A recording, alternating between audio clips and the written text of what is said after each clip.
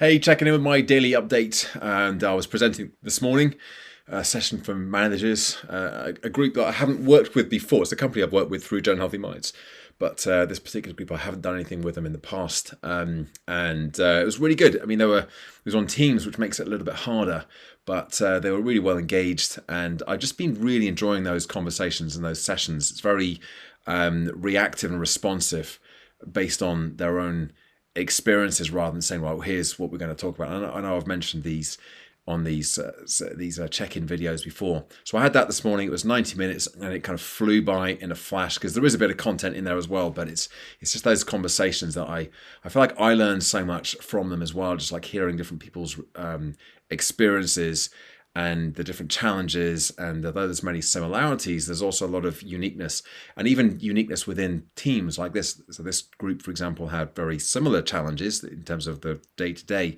but they were all approaching it in a different way, or they all had different perspectives, or things that they were just almost assuming that everyone else was doing, but turned out that that wasn't the truth. That wasn't the case. And I think having these forums to actually have these conversations is really useful, because it means that people can actually start being a bit more explicit with what their expectations are, and maybe drawing a line in the sand and saying, well, my boundaries have eroded, and now I'm going to reclaim those boundaries again. So that was very kind of uplifting, if you will, for that session this morning.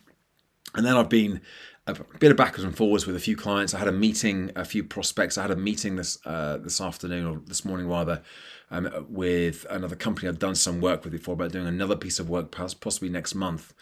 So that'll be quite good fun as well. Still feel like I'm behind the curve. In fact, I'm definitely behind the curve with where I want to be, where I should be in order to hit my targets. Excuse me, it's been a long day.